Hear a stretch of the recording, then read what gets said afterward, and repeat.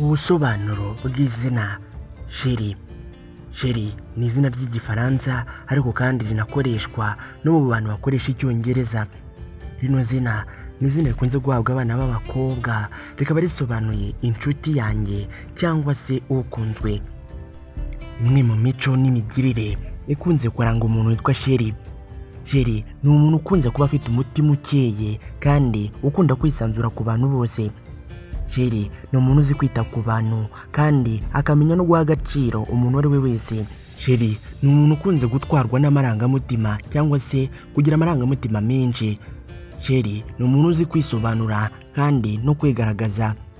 Chérie ni umuntu ugira umutima wa kimuntu kandi Chérie ni umuntu ukunda gufasha abantu.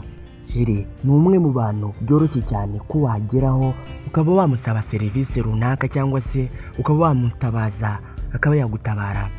Chérie ni umuntu ukunze guhora atekereza ku ruhande rwiza rw'ibintu. Chérie ni umuntu uzi kwicisha bugufi. Chérie ni umuntu uba uri umuhanga cyane mu kuvuga ndetse no mu gutumanaho. Chérie aba ari umuntu wisanzura kandi akamenyera n'ahantu agiye vuba.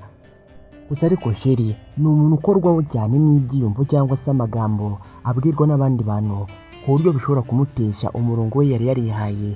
Ikindi kandi Chérie ni umuntu ukunze kwirinda amakimbirane, ibitumye akenshi bakunze kumurenganya. Namugirwa rero niba witwa Chérie uko ukwiye kwiga gutangira gushyira mu gaciro kandi ukanamenya uburyo wajya ugenzura amarangamutima yawe. Rino zina Chérie ni izina ryakunze gukoreshwa cyane muri Leta Zunze Ubumwe za Amerika ndetse no mu gihugu cy'Ubwongereza.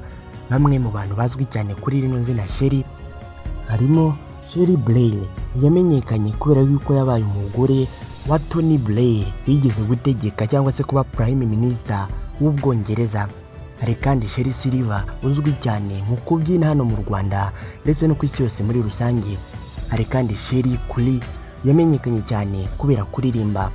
Hari kandi Cherie Longwy wamenyekanye cyane kubera kugaragara ku mateleviziyo. Rero niba witwa Chérie uzi cyangwa uturanye n'umuntu witwa Chérie, reka nkwifurize kugubwa neza. Reka nkubwire ko gukora subscribe hano hari ikintu cyadushimisha cyane. Nitwa Aimable Niyongira, munyemerere duhuruta.